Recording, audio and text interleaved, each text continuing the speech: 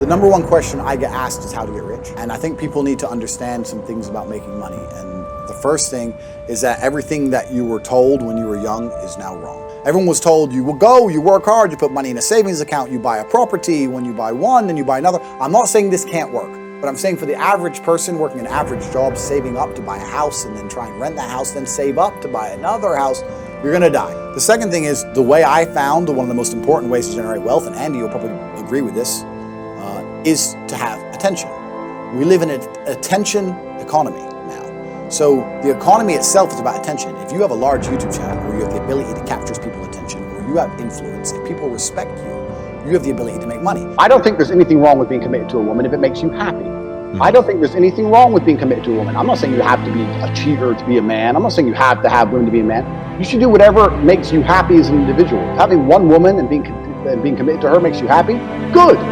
My point is, you should never allow yourself to be in an unhappy relationship with one woman or 10 women. Doesn't matter how many there are. It matters about, are you getting value from the relationship? A lot of men, I feel like, aren't respected in their relationships. And I think respect is the key component of life as a man. You don't feel respected, you don't feel like a man. The feeling respected and feeling like a man are basically the same thing. Look at how it works. Oh, people respect him. Why? He's big, he's strong, he's rich, he's successful. He feels like a man is respect. The natural state of man is a competitive state of man. That men have always been competing with each other. Even now, right now, we compete with each other. I don't buy Ferraris to drive fast. It's to show everyone else I'm richer than them. I don't wear a big diamond Patek with fucking $500,000 to tell the time. I tell the time on my phone. I do it because I'm loaded. This is actually what's interesting about the world, because the world's changed. Men used to go to war and fight each other in physical combat, and now we don't because we're more civilized in some regards. That's violence is still the bottom line of society, but we try and avoid it. Men are constantly doing combat by showing each other how we can move world with money. We're constantly in combat because of our status.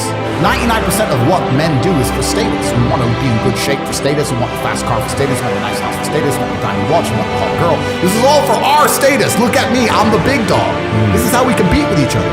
If you're going to be a dude who pretends that's not true, or be a dude who doesn't want to compete, your life's going to fucking suck. How can you be so happy knowing everything in this sensory world is temporary? Let me tell you, I'm going to answer that. I think I can only be happy, and I can only live this life because everything is temporary. I think that nothing would mean anything if it lasted forever.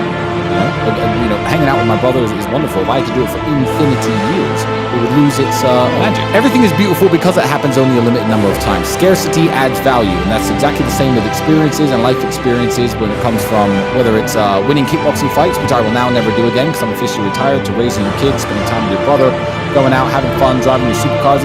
It's all limited. They say hate never comes from above. That's one fact. But there's other factors involved. But for someone to try and demonize my success or your success so heavily, to try and demonize so heavily, only shows their own insecurity. It's kind of like if I'm driving the Lambo, right? You know what I love to hear? I never got this in Romania, never. If I was in England and I'm in a Lamborghini, you know what? Someone will go, rented. And I'm like, the idea that I own this car is so beyond your comprehension that it must be rented. That's a compliment. It's like someone saying you're on steroids when you're not, right? Or someone saying you're with hookers when you're not. My women are so attractive, you cannot believe that they're not paid for. How can you believe in something you don't respect? I don't know, and that's a general question for anything. You have to respect it. You have to look at the creeds and say, okay, I respect that. I respect how they defend their religion. I respect how they're black and white on certain issues. I respect all of these things.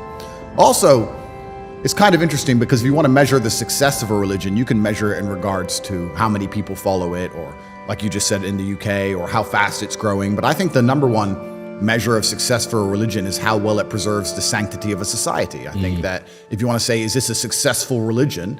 Well, then you'd look at the society which it governs and say, are the creeds of the religion being adhered to by the society that it governs?